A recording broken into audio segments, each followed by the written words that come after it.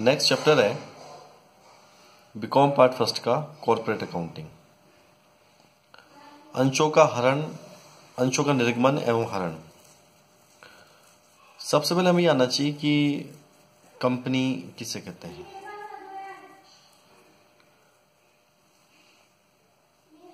कोई भी ऐसा व्यवसाय जो कंपनी अधिनियम 2013 रिवाइज्ड, जिसे अपन संशोधित कहते हैं, ऐसा कोई भी व्यवसाय जो कंपनी अधिनियम 2013 संशोधित रिवाइज्ड के नियमों को मानते हुए यदि व्यवसाय की स्थापना करता है, उसकी शुरुआत करता है, तो उसे कंपनी व्यवसाय कहा जाता है। कोई भी ऐसा व्यवसाय जो कंपनी अधिनियम 2013 के अनुसार स्थापित हुआ है, प्रारंभ हुआ है, उसे कंपनी व्यवसाय कहते हैं। कंपनी व्यवसाय की कुछ विशेषताएं हैं। पहला, वह व्यवसाय कंपनी अधिनियम 2013 के नियमों को मानते हुए स्थापित हुआ हो। दूसरा, उसकी एक सार्वभौम मुद्रा हो, कॉमन सील हो। तीसरा, कंपनी की जो कुल पूंजी है वो अंशों में विभाजित होनी चाहिए, यानी कंपनी की जो कुल पूंजी है वो अंशों में विभाजित होनी चाहिए। तो कंपनी के लिए और कुछ विशेषताएं थी जो ने बताई कि कंपनी व्यवसाय अधिनियम 2013 के अनुसार स्थापित हो, सार्वभौम मुद्रा हो जिसे अपन कॉमन सील कहते हैं, और पूंजी अंशों में विभाजित होनी चाहिए। नंबर 4, कंपनी का एक संचालक मंडल होना चाहिए, यानी कंपनी व्यवसाय में कोई मालिक नहीं होता है। जो भी इक्विटी शेयर होल्डर्स होते हैं जो कंपनी के अंदर पैसा लगाते हैं, वे जो भी पैसा कंपनी में लगाते हैं वे सभी संचालक होते हैं, और संचालकों में से ही एक चेयरमैन की नियुक्ति की जाती है। कंपनी व्यवसाय के लिए यह आवश्यक है कि पूंजी जो होगी वो अंशों के रूप में ही विभाजित होनी चाहिए, यानी कि शेयर इशू करना आपके लिए जरूरी है। कंपनी अधिनियम 1956 भी लंबे समय तक चला, उसमें भी यही व्यवस्थाएं थी। लेकिन वर्तमान के अनुसार जब उस एक्ट में कुछ परिवर्तन की आवश्यकता पड़ी तो हम कंपनी अधिनियम 1956 में हमने कुछ संशोधन किए, और उन संशोधनों के पश्चात हम जो पढ़ते हैं वो कंपनी अधिनियम 2013 रिवाइज्ड पढ़ते हैं। अगर हम कंपनी की बात करते हैं तो कंपनियां 3 प्रकार की होती हैं: निजी कंपनी, सार्वजनिक कंपनी और सरकारी कंपनी। कंपनी में आप जो भी पैसा लगाते हैं, जैसे मान लीजिए कि आपने किसी कंपनी व्यवसाय में 50 लाख रुपए लगाए। अब 50 लाख का जो 51% जो पार्ट है, अब ये जो 50 लाख रुपए होंगे, ये 50 लाख रुपए अंश पूंजी के रूप में विभाजित होते हैं। आपने 12th में पढ़ा कि कंपनी 100 रुपए वाले 50,000 शेयर शुरू करती है, तो 100 रुपए वाले 50,000 शेयर, 50,000 गुणा 100, तो कितना हो गया? 50 लाख।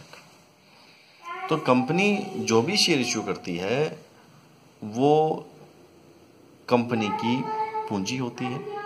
ये शेयर्स आप जनता में इश्यू करते हैं और जनता आपको पैसा देती है, और वो जो पब्लिक का पैसा होता है वो कंपनी में लगता है। मेरा बेसिक जो इसका मीन था, शुरुआत में समझाने का मीन ये था कि जो भी कुल पैसा है उस कुल पैसे में वो जो भी टोटल पैसा लगना है व्यवसाय में, जैसे 50 लाख के मान लीजिए कि 100 रुपए वाले 50,000 शेयर्स हो गए। अब 50,000 शेयर्स के बराबर पैसा या तो पब्लिक लगाए, या कोई व्यक्ति लगाए, या व्यक्तियों को समूह लगाए। अब मान लीजिए कि 51%, 50 लाख का 51% पैसा अगर कोई व्यक्ति या व्यक्तियों को समूह लगाता है तो उसे निजी कंपनी कहा जाता है। अगर 51% या उससे अधिक पैसा केंद्र सरकार या राज्य सरकार का लगा हुआ है तो सरकारी कंपनी होती है।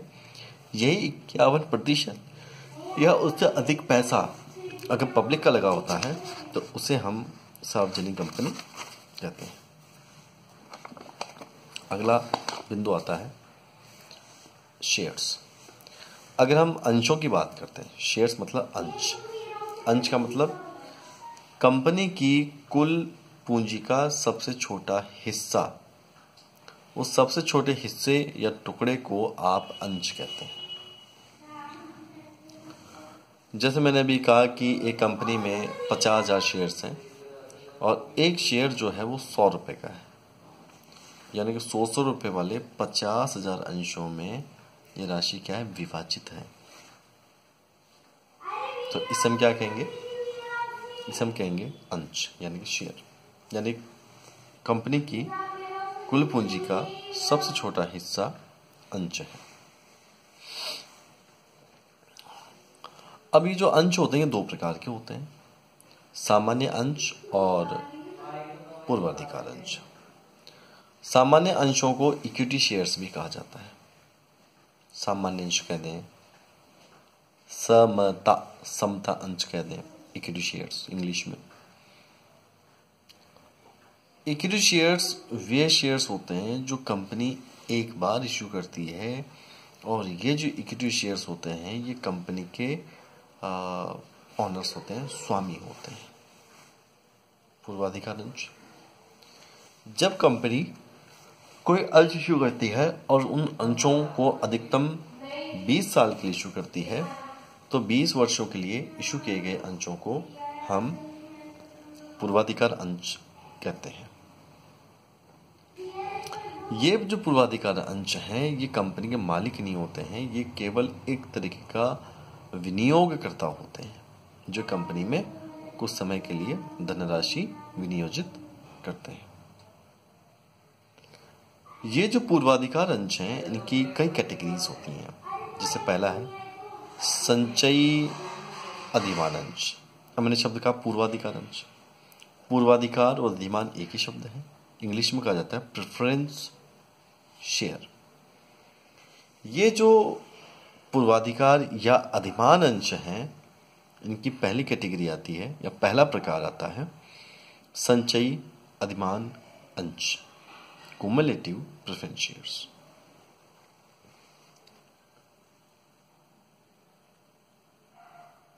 कंपनी जब भी शेयर इश्यू करती है तो शेयर या तो जब भी शेयर इश्यू करती है तो वो शेयर्स क्या होंगे, जनता में बेचे जाएंगे। जनता आपके व्यवसाय में पैसा विनियोग कर रही है, लगा रही है, इन्वेस्ट कर रही है। अब पब्लिक ये जो पैसा इन्वेस्ट करेगी, ये पैसा ऐसा नहीं है कि फ्री में दिया जा रहा है। कंपनी वर्ष के अंत में जो भी लाभ कमाएगी, जिसे आप शुद्ध लाभ कहते हैं, उन शुद्ध लाभों का एक निश्चित प्रतिशत हिस्सा कंपनी जनता में उन व्यक्तियों को देती है जो इन्होंने कंपनी के अंदर पैसा विनियोग किया है। अर्थात कंपनी शुद्ध लाभों का एक निश्चित प्रतिशत हिस्सा अपने शेयर होल्डर्स को देती है, और शेयर होल्डर्स को जो पैसा देती है उसे कहा जाता है लाभ का अंश। लाभ का अंश मतलब लाभांश। तो कंपनी के पास इस साल लाभ देने के लिए पैसा नहीं है, तो कंपनी क्या करेगी, इन पूर्वाधिकार अंशों पर अगले साल लाभ देगी 2 वर्षों का इकट्ठा। ऐसे अधिमान अंशों को कहा जाता है पूर्वाधिकार अधिमान अंश। दूसरा आता है मेरे पास में असंचयी अधिमान अंश। ऐसे अंश जिन पे कंपनी इस साल लाभ हुआ तो इस साल का लाभ इसी साल देगी, अगले वर्ष का वेट नहीं करेगी। ऐसे अधिमान अंशों को कहा जाता है असंचयी अधिमान अंश, नॉन क्यूमुलेटिव प्रेफरेंस शेयर। अवशिष्ट भागी अधिमान अंश, पार्टिसिपेटिंग प्रेफरेंस शेयर्स। पूर्वाधिकार अंशों पर जब भी लाभ दिया जाता है, जिसे आप डिविडेंड कहते हैं, इसका एक फिक्स परसेंटेज होता है। आपने 12th में देखा, जब कंपनी अकाउंट्स पढ़ा होगा 9% प्रेफरेंस शेयर, 12% प्रेफरेंस शेयर। तो वो जो प्रेफरेंस शेयर का आगे जो परसेंटेज लिखा होता था वो परसेंटेज प्रॉफिट का रेट है, यानी कि डिविडेंड का रेट। अगर एक प्रेफरेंस शेयर 100 रुपए का है और प्रेफरेंस शेयर का आगे 9% लिखा है तो कंपनी 100 रुपए का 9% देगी 1 साल का लाभ, यानी कि लाभांश।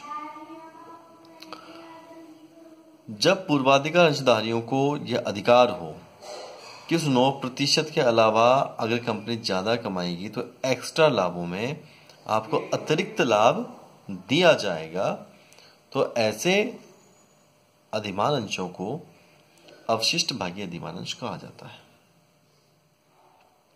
चौथा प्रकार है अनावशिष्ट भागी अधिमान अंश, नॉन पार्टिसिपेटिंग प्रेफरेंस शेयर्स।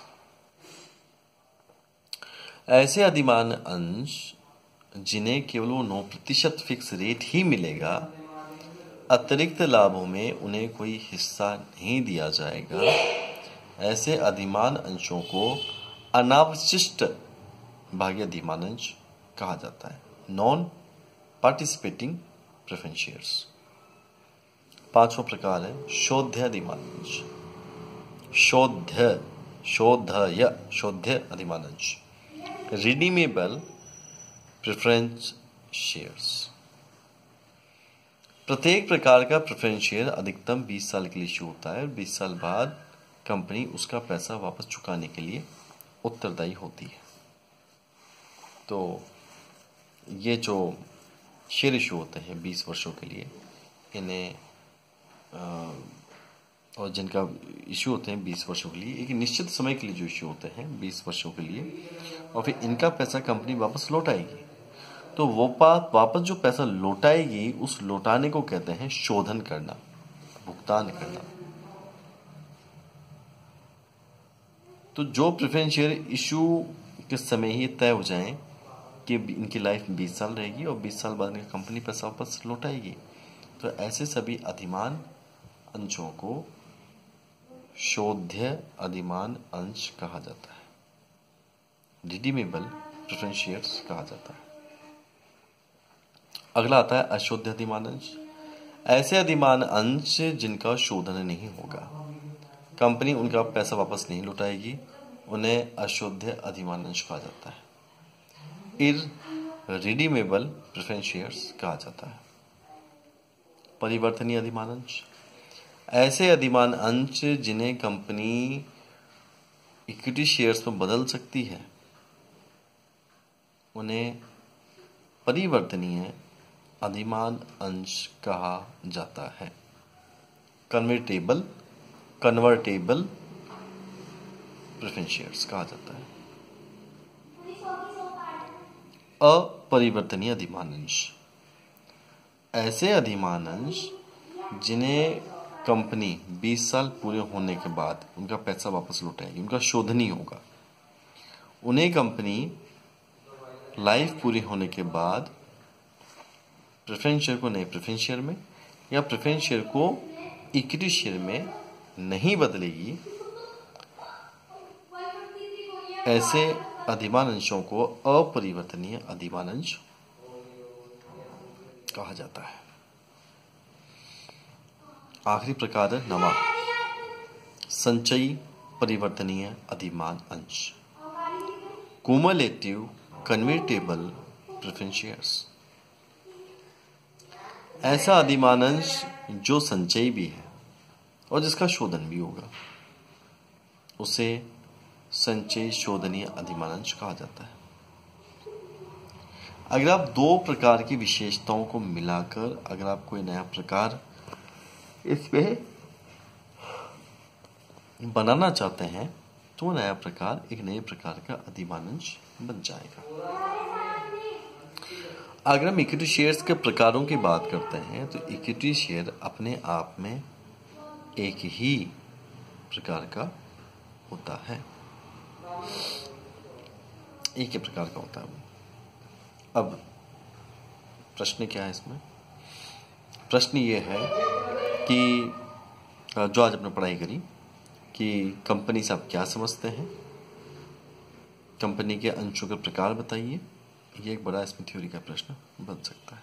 धन्यवाद।